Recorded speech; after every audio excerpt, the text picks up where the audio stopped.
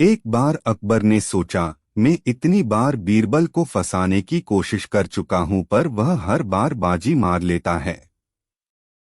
इस बार मैं ऐसी चाल चलूंगा कि सारा हिसाब किताब बराबर हो जाएगा। दूसरे दिन बादशाह अकबर ने बीरबल को किसी काम से बाहर भेजा और दरबारियों से कहा, इस टोकरी में अंडे भरे हुए हैं। आप सब लोग एक एक अंडा उठाए और अपने अपने कपड़ों में छिपा लें। जब बीरबल दरबार में आएंगे तो मैं आप लोगों से हौज में गोता लगाने को कहेंगा। जब आप लोग हौज से बाहर आए तो ऐसा दिखावा करें कि अंडा आपको हौज में मिला था। कुछ देर बाद बीरबल लौटकर आए। उन्होंने वातावरण को गंभीर देखा। वह समझ गए कि कुछ नई बात होने वाली है। तभी बादशाह अकबर ने कहा, बीरबल, हमने कल रात एक अजीब सपना देखा। सपने में हमें अपने दरबारियों की योग्यता जांचने का नया तरीका सूझा है। इसके बाद अकबर ने वहां उपस्थित दरबारियों से कहा, बगीचे में जो हौज है उसमें आप एक एक करके गोता लगाएंगे। जी खरे आदमी हैं, उन्हें वहां एक एक अंडा मिलेगा। यदि कोई आदमी अंडा लिए बिना बाहर आया तो समझा जाएगा कि वह भरोसे का आदमी नहीं है। अब दरबारियों की समझ में आया कि जहांपनाह बीरबल के पर कतरना चाहते हैं। उन्होंने सोचा, आज बड़ा मजा आएगा। बीरबल हर बार हमें बेवकूफ साबित कर देता है। आज उसकी बारी आई है बेवकूफ बनने की। बीरबल की तेज निगाहों ने दरबारियों को कानाफूसी करते हुए देख लिया। उनको समझ में आ रहा था कि बादशाह उन्हें मूर्ख बनाना चाहते हैं। तभी बादशाह ने आदेश दिया और दरबारी एक एक करके हौज में कूदने लगे। जो भी दरबारी बाहर आता वह अपने हाथ में एक अंडा लेकर आता। सबसे अंत में बीरबल की बारी आई। बीरबल ने सोचा कि हौज में अंडों की कोई टोकरी रखी है, ये सभी लोग उसी में से अंडा लेकर आ रहे हैं। बादशाह ने आदेश दिया, कूद जाओ बीरबल, देर न करो। देखें तुम भी अंडा लाते हो या नहीं। बीरबल ने हौज में गोता लगाया। उन्होंने देखा कि हौज में तो अंडों को कोई टोकरी नहीं है। जरूर जहांपनाह ने उनके साथ ठिठोली की है। किंतु वह भी किसी से कम नहीं थे। बीरबल हौज से बाहर आए। उन्होंने एक झटका दिया और अपने शरीर से पानी के छींटे उड़ाए और फिर कुकड़ू करने लगे। बादशाह अकबर ने पूछा, यह क्या कर रहे हो बीरबल, तुम्हारा अंडा कहाँ है? यह मुर्गे की तरह बांग क्यों दे रहे हो? बीरबल ने बिना रुके उत्तर दिया, जहांपनाह, आप तो जानते ही हैं कि मुर्गा अंडा नहीं देता। अंडा तो मुर्गियां ही देती हैं। आपके पास इतनी मुर्गियों का झुंड है, किंतु मुर्गा तो अकेला मैं ही हूँ। सारे दरबारी इतना झेंपे कि वे अपनी आंखें ऊपर न उठा सके। अकबर के दरबार में बहुत से दरबारी थे। उनमें सुल्तान खां बहुत धूर्त था। जब भी मौका मिलता वह बादशाह के कान भरता रहता। वह हमेशा बीरबल का विरोध करता था, किंतु वह यह भी जानता था कि बादशाह अकबर बीरबल को बहुत ज्यादा चाहते हैं। वह दरबार में अपनी हैसियत मजबूत करना चाहता था। वह चाहता था कि उसके बेटे को दरबार में कोई पद मिल जाए। इसके लिए मौका मिलते ही जहांपनाह से उसकी सिफारिश करूंगा। बीरबल की तेज आंखों से यह बात छिपी हुई न रह सकी। उन्होंने सोचा कि मैं हर दिन अपने बेटे को दरबार में ले जाया करूंगा और मौका मिलते ही जहांपनाह से उसकी सिफारिश करूंगा। बीरबल की तेज आंखों से यह बात छिपी हुई न रह सकी। उन्होंने सोचा कि सुल्तान खां अपने शैतान बेटे को अपने साथ लाने लगा है। दरबार में खंजाची का पद खाली है। वह इस पर अपने बेटे को नियुक्त कराना चाहता है। एक बार की बात है, दरबार लगा हुआ था। तभी अकबर ने देखा कि सब लोग आ गए हैं। बीरबल अभी तक दरबार में नहीं आए हैं। उन्होंने पूछा, बीरबल कहाँ हैं? उनके पास खड़े हुए सेवक ने बताया, वे अभी तशरीफ नहीं लाए जहांपनाह। अकबर के चेहरे पर थोड़ी नाराजी दिखाई दी। सुल्तान खां ने बादशाह की ओर देखा और मन ही मन खुश हुआ। उसने अपने बेटे से कहा, बादशाह सलामत बीरबल से नाराज लग रहे हैं। यही मौका है अपनी बात कहने का। वह अपनी जगह से उठा और बादशाह से निवेदन किया, जहांपनाह, आजकल बीरबल दरबार के प्रति लापरवाह हो गए हैं। उन्हें दरबार के वक्त का पाबंद तो होना ही चाहिए। अकबर ने कहा, लगता है उन्हें सबक सिखाना पड़ेगा। सुल्तान खां ने उनकी हाँ में हाँ मिलाई और बोला, जी जहांपनाह। इस पर अकबर ने सुल्तान खां से कहा, सुल्तान खां तुम ही कोई तरीका बताओ। सुल्तान खां बोला, जी आज आप उनकी कोई बात नहीं सुनिएगा। वे कुछ भी कहें उसका एक ही जवाब दीजिएगा, नहीं। बादशाह अकबर ने उसकी बात का समर्थन करते हुए कहा, ठीक है, उनकी हर बात के जवाब में मैं नहीं कहूंगा। अकबर ने मन में सोचा, यह बीरबल को फंसाने की नई चाल है। देखते हैं कि इस बार बीरबल अपना बचाव किस प्रकार करते हैं। कुछ देर बाद बीरबल, तुम्हें देर कैसे हो गई? बीरबल ने उत्तर दिया, जहांपनाह, मेरी पत्नी की तबीयत ठीक नहीं थी, इसलिए। अकबर बोले, हमें तुम्हारी बात का यकीन नहीं है। बीरबल समझ गए कि इसमें जरूर सुल्तान खां की कोई चाल है। फिर भी उन्होंने कहा, मैं सच कह रहा हूं, जहांपनाह, मैं माफी चाहता हूं। नहीं, माफी नहीं मिलेगी। अकबर ने सीधा सा उत्तर दिया, ठीक है जहांपनाह, तो फिर राजकाज के मामले निपटाए जाएं। बीरबल ने निवेदन किया। इस पर अकबर ने फिर नहीं में उत्तर दिया। बीरबल समझ गया कि आज बादशाह हर बात पर नहीं कहेंगे। उन्होंने पुनः निवेदन किया, तो फिर मुझे घर जाने की आज्ञा दी जाए। किंतु अकबर ने फिर कहा, नहीं, हरगिज नहीं। बीरबल ने देखा कि सुल्तान खां के चेहरे पर मुस्कान है। वह अपने बेटे से धीरे धीरे कुछ वह कह रहा था। तभी बीरबल को एक नई युक्ति सूझी। उन्होंने निवेदन किया, जहांपनाह, आपसे एक प्रार्थना है, सुल्तान खां के बेटे को नया खजांची नियुक्त कर दें। बादशाह अकबर तो आज नहीं कहने का मन बना चुके थे। उन्होंने जोर देकर कहा, नहीं बीरबल, नहीं।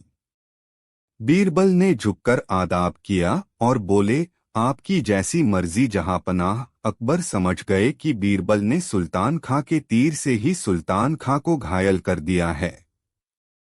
उनके चेहरे पर मुस्कुराहट आ गई। दूसरे दिन दरबार में बीरबल ने देखा कि सुल्तान खां और उसका बेटा दोनों अनुपस्थित थे। वह मन ही मन बोले, चलो, उस धूर्त से छुटकारा मिला। आगरा शहर में एक धोबी और एक कुम्हार पास पास रहते थे। एक दिन कुम्हार ने मिट्टी के बहुत सारे बर्तन बनाए। उसने उन बर्तनों को सुखाने के लिए धूप में रख दिया और आराम करने घर के अंदर चला गया। तभी वहां दो गधे आए। वे आपस में झगड़ने लगे। इस कारण कुम्हार के सारे बर्तन टूट गए। वह लाठी लेकर बाहर आया। उसने अपनी लाठी को घुमाया और एक गधे पर जोर से मारा। गधा ढेंचू ढेंचू का शोर मचता हुआ बाहर की ओर भागा।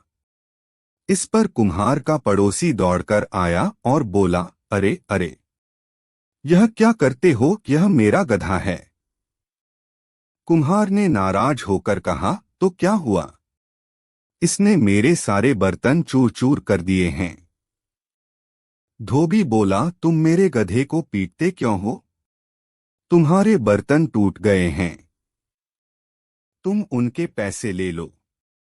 कुम्हार ने सोचा, इस धोबी ने सबके सामने मेरी इज्जत उतार दी। मैं इस बच्चू को ऐसा मजा चखाऊंगा कि यह भी याद करेगा। दूसरे दिन सुबह सुबह कुम्हार बादशाह अकबर के दरबार में पहुंचा। उसने बादशाह को आदाब किया, बोला, जहां पनाह मैं अदनासा कुम्हार हूं, आपके शहर में रहता हूं। अकबर, बताओ तुम्हें क्या परेशानी है? कुम्हार, जहांपना, मैं एक जरूरी बात बताने के लिए आया हूं। अकबर, तो फिर जल्दी बताओ। कुम्हार, जहांपना, मेरा एक दोस्त फारस गया था, वह कुछ दिन पहले ही वापस आया है। उसने बताया, वहां आपके नाम का डंका बजता है, आपकी बड़ी इज्जत है वहां। मगर यह कहकर कुम्हार चुप हो गया। अकबर ने पूछा, हाँ आगे बताओ, बात पूरी करो। कुम्हार बोला, आपके हाथियों के बारे में उनका ख्याल अच्छा नहीं है। अकबर ने आश्चर्यभरे स्वर में पूछा, हाथियों के बारे में तुम क्या कहना चाहते हो? जी हाँ हजूर, उनका कहना है कि हमारे हाथी बड़े गंदे और काले हैं। हुजूर, शाही हाथियों को तो साफ सुथरा होना चाहिए। कुम्हार ने बात पूरी की। बात तुम्हारी ठीक है कुम्हार, अकबर बोले, और हुजूर, मेरे दोस्त ने बताया कि फारस के शाह के हाथी खाने में सारे हाथी दूध की तरह सफेद हैं। अकबर ने समझ लिया कि यह कोई चालबाज आदमी है। फिर भी उन्होंने पूछा, मगर फारस के शाह अपने हाथियों को इतना साफ सुथरा कैसे रखते हैं? कुम्हार ने उत्तर दिया, सीधी सी बात है हुजूर, इस काम के लिए उन्होंने बढ़िया धोबियों की पूरी फौज लगा रखी है, तो हम भी शहर के तमाम धोबियों को इस काम पर लगाए देते हैं। अकबर ने कहा।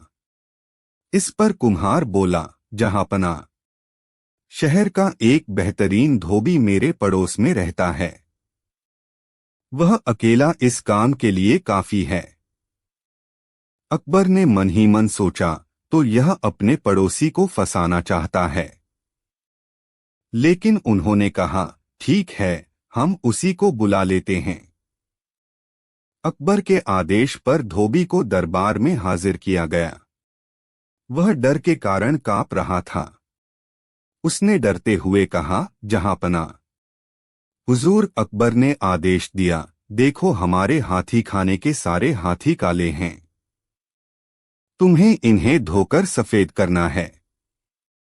जी हुजूर, धोबी बोला।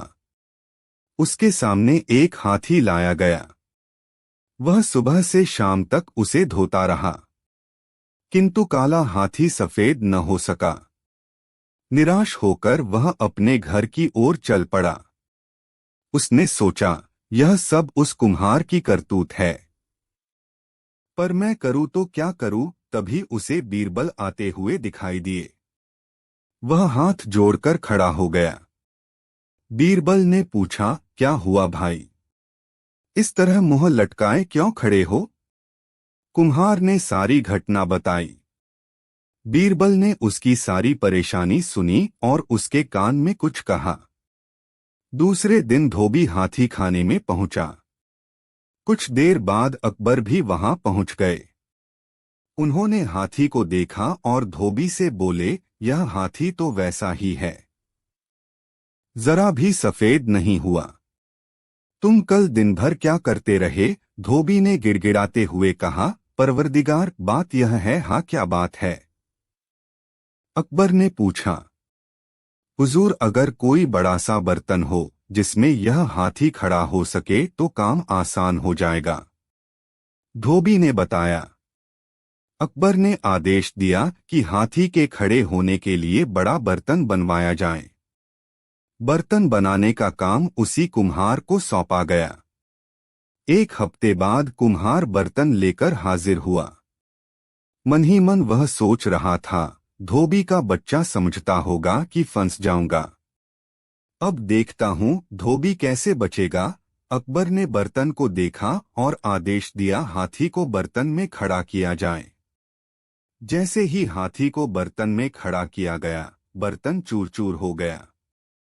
अकबर ने नाराज होकर कहा, क्यों रे, यह कैसा बर्तन बनाया है? यह तो एक बार में ही टूट गया। जल्दी से दूसरा दूसरा बर्तन बनाकर ला। कुम्हार बर्तन बनाकर बनाकर लाता रहा और वह बार बार टूटता रहा। आखिर वह बादशाह के पैरों में गिर पड़ा। हुजूर, मुझे माफ करें, मैंने बहुत बड़ी गलती की है। इस पर अकबर ने धोबी से कहा, धोबी, मैं जानता था कि यह तुम्हें फंसाना चाहता है, पर तुमने इसकी चाल का मुंहतोड़ जवाब दिया। हम तुम्हें इनाम देंगे। धोबी हाथ जोड़कर खड़ा हो गया। उसने कहा, जहां पना, इनाम के असली हकदार तो बीरबल जी हैं। उन्हीं ने मुझे यह तरकीब सुझाई थी। बादशाह अकबर ने बीरबल की ओर देखा। बीरबल धीमे धीमे मुस्करा रहे थे। अकबर बोले, बीरबल, तुम हमारे दरबार के अनमोल रत्न हो। तुम गरीबों के रक्षक भी हो। एक ब्राह्मण दिल्ली की सैर करने गया था। वह दिल्ली में किसी को पहचानता नहीं था। एक व्यापारी ने दया करके उसे अपने घर मेहमान बना लिया। उसने ब्राह्मण को भोजन कराया और रात में सोने के लिए एक कमरा दे दिया। उस समय दिल्ली में चोरों का बहुत आतंक था। सिपाही रात भर घूम घूम कर शहर में पहरा देते थे। इन पहरेदारों में एक सिपाही स्वयं चोर था। शहर में घूमते फिरते वह छोटी मोटी चोरियां कर लिया करता था।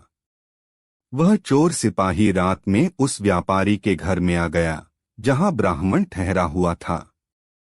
उसने उसी कमरे में सेंधा लगाई जहां ब्राह्मण सो रहा था। उस कमरे में मकान मालिक का एक संदूक रखा था। सिपाही ने उसे उठाया और लेकर चलने लगा। आहट सुनकर ब्राह्मण जाग गया। उसने संदूक को लेकर भागते सिपाही को पकड़ लिया। सिपाही ने ब्राह्मण को लालच दिया, तू मुझे छोड़ दे। इस संदूक में से जो कुछ निकलेगा मैं उसका आधा भाग तुझे दे दूंगा। ब्राह्मण ने सिपाही की बात को नहीं माना। उसने मकान मालिक को जगाने के लिए शोर मचाना चाहा, किंतु सिपाही ने उसका मुंह पकड़ लिया और स्वयं शोर मचाना शुरू कर दिया। शोर सुनकर व्यापारी जाग उठा। सिपाही ने कहा, यह व्यक्ति तुम्हारा संदूक लेकर भाग रहा था। मैंने इसे पकड़ लिया है। सिपाही ने चोर को रंगे हाथों पकड़ा था, इसलिए मामला राजदरबार में पहुंचा। व्यापारी, ब्राह्मण और सिपाही को बीरबल के सामने हाजिर किया गया।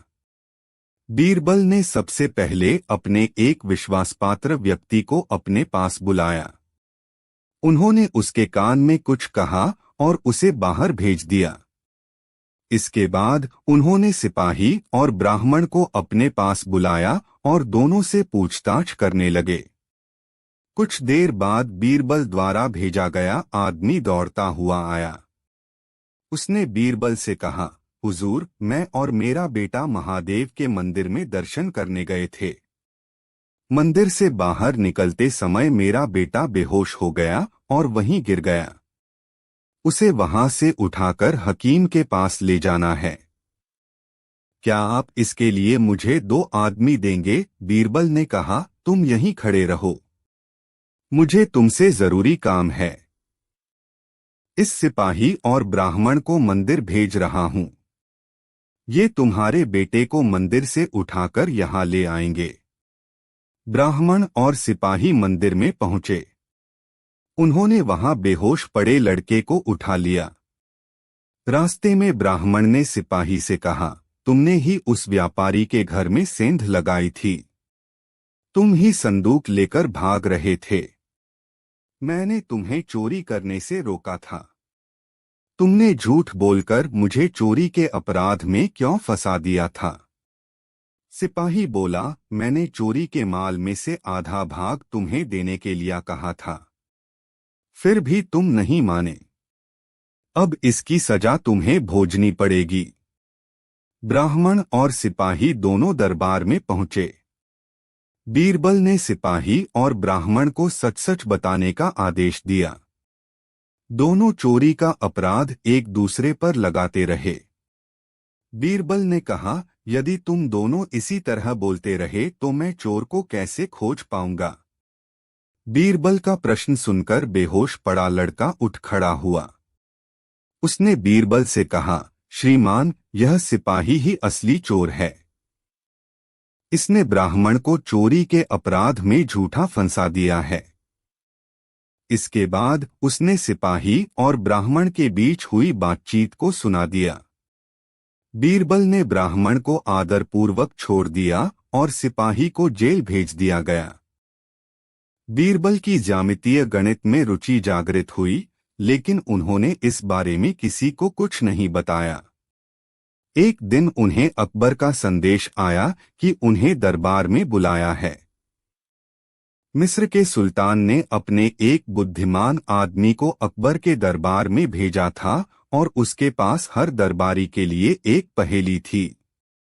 जब कोई भी उसे हल नहीं कर पाया तो बीरबल को बुलाया गया। 2 घंटे तक हल ढूंढने के बाद राजा मानसिंह ने कहा, सिर्फ एक जादूगर ही ऐसा कर सकता है। बीरबल ने मिस्र के उस व्यक्ति से पूछा, आपके पास हमारे लिए क्या चुनौती है। बिल्कुल साधारण। मैंने यहाँ 10 बराबर दूरी पर सीधी रेखाएं खींची हैं। इनमें से किसी एक को बिना काटे या मिटाए हटाना है। वह आदमी बोला। बीरबल मुस्कुराए और कागज पर खींची रेखाओं को देखने लगे। उन्होंने पहली लकीर के नीचे से 10वीं लकीर के ऊपर एक टेढ़ी रेखा खींच दी और उस लकीर से कागज को काट दिया। उस कागज के नीचे वाले हिस्से को बाईं तरफ तब तक खिसकाया जब तक कि उसमें 9 लकीरें नहीं रह गई। 10वीं लकीर मिट चुकी थी। सभी बीरबल की वाहवाह करने लगे।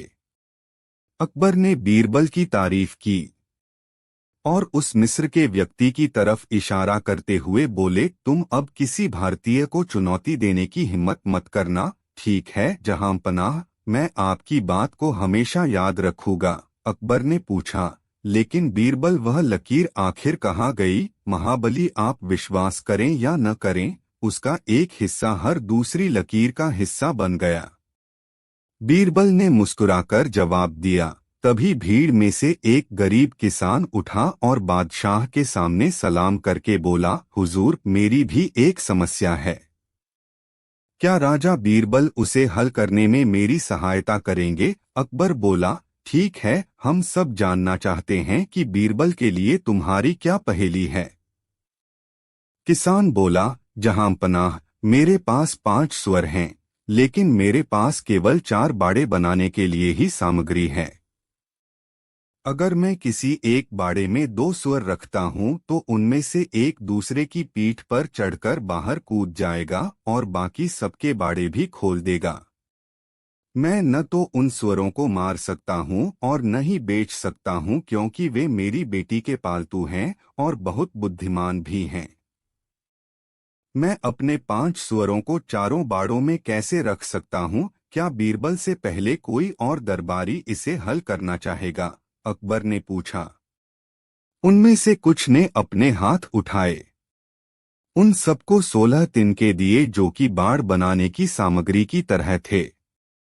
जब उनमें से कोई भी हल नहीं कर पाया तो बीरबल ने उसका हल दिया। उसने एक बाड़ा बीचों बीच बनाकर उसके चारों तरफ एक एक बाड़ बना दी। इससे किसान के पास 5वीं बाड़ बनाने के लिए सामान बच गया था। शिक्षा, किसी व्यक्ति की श्रेष्ठता उसकी योग्यताओं पर निर्भर करती है।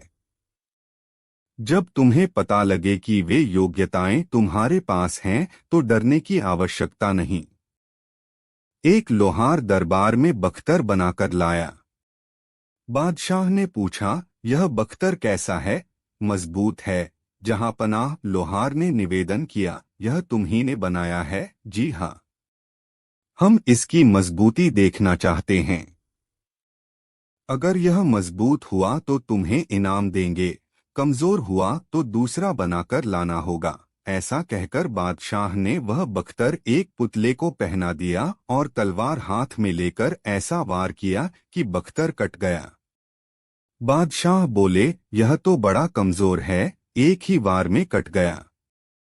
दूसरा बनाकर लाओ। लोहार चला गया और वह दूसरा बख्तर बनाकर ले आया। बेचारे ने पूरी मेहनत से 7 दिनों में वह बख्तर तैयार किया था। बादशाह के पास लाया तो बादशाह ने उसे भी पुतले को पहनवाया और अपने एक सिपाही से कहा कि पूरी ताकत से वार करो। वह सिपाही भी ताकतवर था। एक ही भरपूर वार में उसने तलवार से वह बख्तर भी काट दिया। लोहार घबरा गया। वह और मजबूत बख्तर नहीं बना सकता था। उसकी मेहनत, पैसा और समय बर्बाद हो गया। बादशाह बोला, बार बार कमजोर और घटिया बख्तर उठा लाते हो, जाओ मजबूत बनाकर लाओ। फिर ऐसा ही लाए तो इनाम तो क्या, सजा मिलेगी। अब तुम जा सकते हो। घबराया हुआ लोहार सीधा बीरबल से मिला और अपनी दर्दभरी कहानी सुना दी। वह बीरबल से बोला, राजा जी, मेरा पैसा, वक्त और मेहनत 2 बार बेकार जा चुकी है। गरीब आदमी हूँ, अब तो सजा भी मिलने की बात आ गई है, जबकि इससे मजबूत बख्तर बन नहीं सकता। पता नहीं कैसे कट जाता है। लड़ाई तक में मेरे बनाए गए बख्तर कारगर साबित हुए हैं। बीरबल जानते थे कि लड़ाई में इस तरह आराम से अपना बख्तर कोई सैनिक नहीं कटवाता जैसे बुत कटवा लेता है, क्योंकि बुत बचाव नहीं कर सकता। बुत पर वार करने वाले को डर नहीं होता है, इसलिए बुत को पहनाया गया बख्तर काटा जा सकता है, भले ही वह मजबूत हो। बीरबल ने लोहार को समझाया, तुम खुद उसे पहनना और जब कोई वार करे तो तुम भी चीख मारकर झपटना। वार करने वाला झिझक जाएगा, वार कमजोर हो जाएगा और बख्तर नहीं कटेगा। लोहार सारी बात समझ गया। उसने ऐसा ही किया। वह बख्तर बनाकर ले गया। उसने बीरबल द्वारा बताई गई तरकीब काम में ली। इस बार बख्तर नहीं कटा। बादशाह ने बख्तर स्वीकार कर दिया और फिर उसे इनाम देते हुए पूछा, यह तरकीब किसने बताई है? उसने बीरबल का नाम बता दिया। बादशाह खुश हो गया। सचमुच बीरबल उनका अनमोल रत्न था। एक बार अकबर के दरबार में एक विदेशी आया। उसने बादशाह अकबर के सामने एक चुनौती रखी, आप लोग मेरी मातृभाषा बताइए या फिर स्वीकार कर लीजिए कि आपके यहाँ सब मूर्ख हैं। दरबारियों ने उससे अलग अलग भाषाओं में प्रश्न किए। हर भाषा में उसने सही उत्तर दिए। वह हर भाषा इतनी अच्छी तरह बोलता था कि जैसे वही उसकी मातृभाषा हो। इसलिए कोई भी दरबारी उसकी मातृभाषा का पता नहीं लगा सका। अंत में उसने अकबर बादशाह से कहा, मैं अपनी मातृभाषा मालूम करने के लिए आपको 7 दिन का समय देता हूँ। कहिए स्वीकार है? अकबर ने बीरबल की ओर देखा। बीरबल ने इशारे से हामी भर दी। अकबर ने विदेशी से कहा, हमें आपकी बात स्वीकार है। विदेशी एक धर्मशाला में ठहरा दिया गया। रात को जब वह सो गया तो बीरबल वहां पहुंचे। बीरबल ने एक तिनका लेकर विदेशी के कान में घुमाया। विदेशी ने सिर झटका और कान पर हाथ फेरा। फिर वह करवट बदलकर सो गया। बीरबल ने उसके दूसरे कान में तिनका घुमाया। विदेशी घबराकर उठ बैठा और झल्लाते हुए बोला, अरे कौन छे मने उधमा हैरान करे दे। कौन है रे? मुझे नींद में परेशान करता है। विदेशी के कान में तिनका घुमाकर बीरबल छिप गए थे, इसलिए विदेशी उन्हें देख नहीं सका। वह फिर गहरी नींद में सो गया। बीरबल वहां से सीधे अपने घर आ गए। 7वें दिन विदेशी दरबार में हाजिर हुआ। बीरबल ने अलग अलग भाषाओं में उससे बात की। फिर उसने अकबर से कहा, बादशाह सलामत। इन महाशय की मातृभाषा गुजराती है। यह सुनकर विदेशी आश्चर्य में पड़ गया। आज पहली बार कोई उसकी मातृभाषा का सही पता लगा पाया था। उसने बीरबल की भूरी भूरी प्रशंसा की और दरबार से जाने से पहले बोला, धन्य है भारत भूमि, जहां बीरबल जैसे बुद्धिमान बसते हैं। उसके जाने के बाद अकबर ने पूछा, बीरबल, इतना कठिन कार्य तुमने किया कैसे जहां पनाह? बीरबल बोले, जब मनुष्य पर दुख पड़ता है या फिर वह अचानक नींद से जागता है, तब वह अपनी मातृभाषा में ही बोलता है। इतना कहकर बीरबल ने रात की सारी घटना कह सुनाई। सभी ने बीरबल की प्रशंसा की। अकबर ने बीरबल को सहर्ष अपने गले का हार भेंट में देकर उसका सम्मान किया। शिक्षा, जब आप चाहते हैं कि लोग आपको सच बताएं, तो यह जरूरी है कि उन्हें बिना चौकसी के पकड़ना सच को सामने लाता है। हमें अपने बारे में अपने आसपास के लोगों से कोई बात नहीं छिपानी चाहिए। अगर हम ऐसा करते हैं तो बिल्ली देर सवेर बैग से बाहर आ ही जाती है। एक दिन अकबर ने यह बात जाननी चाहिए कि उनकी राजधानी में सबसे प्रचलित व्यवसाय कौन सा है। उन्होंने दरबारियों से पूछा। कुछ ने कहा व्यापार, कुछ बोले दुकानदारी, लेकिन अधिकतर का जवाब था सेना में काम करना। जब बीरबल की बारी आई तो वह अपने स्थान से उठे और बादशाह को झुककर सलाम किया और बोले, जहां पनाह, मेरे विचार में सबसे प्रचलित व्यवसाय वैद्य का है। सब हैरान हो गए क्योंकि शहर में वैद्यों की संख्या को आसानी से गिना जा सकता था। दरबार के वैद्य को भी गुस्सा आ रहा था क्योंकि वैद्य बनना और रोगियों को दवा देना कितना मुश्किल कार्य है। बीरबल मुस्कराए और बोले, मैं अपनी बात को साबित कर सकता हूं अगर आप कल सुबह मेरे साथ आएंगे। अकबर सहमत हो गए और अगली सुबह शहर की एक मुख्य सड़क पर बीरबल से मिले। बीरबल के हाथ पर पट्टी बंधी थी। अकबर ने देखा तो पूछा, क्या बात है? बीरबल बोले, नाश्ते के लिए फल काटते समय हाथ कट गया। जहां पनाह, आपको रास्ते में मिलने वाले सभी वैद्यों के नाम लिखने पड़ेंगे। अकबर बोले, ठीक है बीरबल, मैं ऐसा करूंगा, लेकिन तुम पहले घाव को धोकर उस पर मलहम लगा लो। मैं ऐसा करूंगा, पर अपनी बात साबित करने के बाद। बीरबल ने कहा। वे पूरा दिन एक सड़क पर बैठे रहे। बीरबल एक जाने माने व्यक्ति थे, तो जो भी वहां से गुजरता चोट के बारे में पूछता और कुछ न कुछ दवा के बारे में बताता। जैसे जैसे दिन गुजरता गया, सूची लंबी होती गई और दोपहर तक अकबर लिखते लिखते थक गए। अब उन्होंने घर चलने की सलाह दी। बीरबल ने सूची के बारे में पूछा और कहा, जहां पनाह, आप अपना नाम तो सबसे ऊपर लिखना भूल गए। आपने सबसे पहले मुझे सलाह दी थी। शिक्षा, बिना सोचे समझे दी गई सलाह सस्ती होती है, और जिसको यह सलाह दी जाती है उस व्यक्ति का आपके प्रति व्यवहार भी अच्छा नहीं होता। अतः हमें ऐसे विषयों पर सलाह नहीं देनी चाहिए जिन पर हमारी पकड़ न हो। ऐसे विषयों पर ही सलाह देनी चाहिए जो हमारे क्षेत्र के हों। कबर के राज्य में एक कंजूस था जो एक झोंपड़ी में रहता था और अब उसने अपना सारा धन सोने के सिक्कों के रूप में जमा किया था। एक दिन उसकी झोंपड़ी में आग लग गई और वह जलने लगी। कंजूस बाहर खड़ा होकर बहुत जोर जोर से रोने लगा, लेकिन उसकी अंदर जाने की हिम्मत नहीं हो रही थी।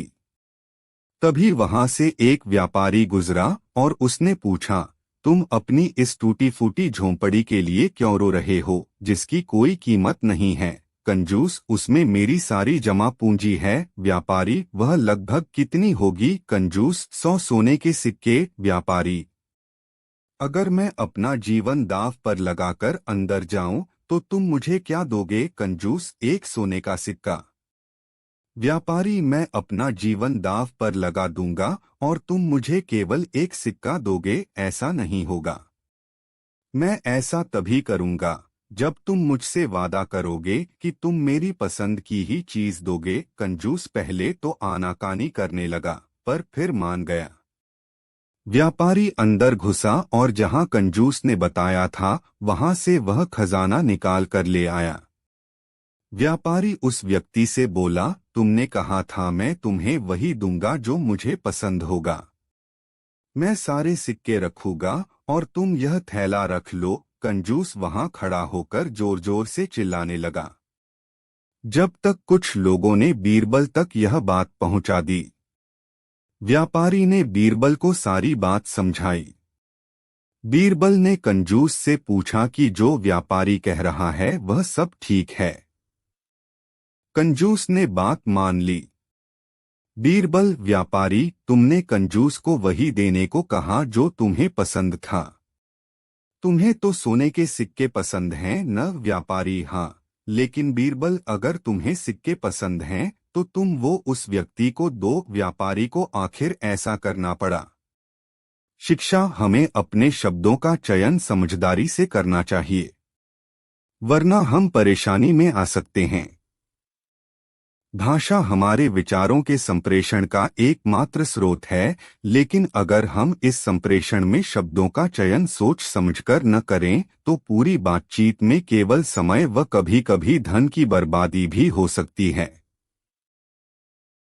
एक दिन बादशाह अकबर ने सोचा, हम रोज रोज न्याय करते हैं, इसके लिए हमें सही गलत का पता लगाना पड़ता है।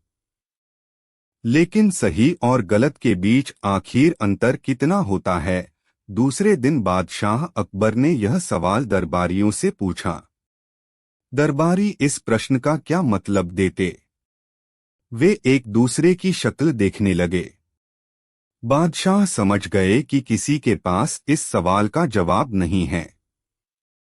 इसलिए उन्होंने बीरबल से पूछा, तुम ही बताओ, सही और गलत में कितना अंतर है? बीरबल चौंके। वह तो समझते थे कि इस सवाल का कोई जवाब नहीं हो सकता। इसलिए बीरबल का जवाब सुनकर बड़ा आश्चर्य हुआ। उन्होंने कहा, बीरबल, समझाकर बताओ। जहांपना, आंख और कान के बीच 4 अंगुल का अंतर है। यही सही गलत के बीच की दूरी है। आप जिसे अपनी आंखों से देखते हैं वह सही है, जिसे अपने कानों से सुनते हैं वह गलत भी हो सकता है। इसलिए सही और गलत के बीच 4 अंगुल का अंतर माना जाएगा। यह सुनकर बादशाह अकबर बोले, वाह बीरबल, वाह, तुम्हारी बुद्धि और चतुराई का जवाब नहीं।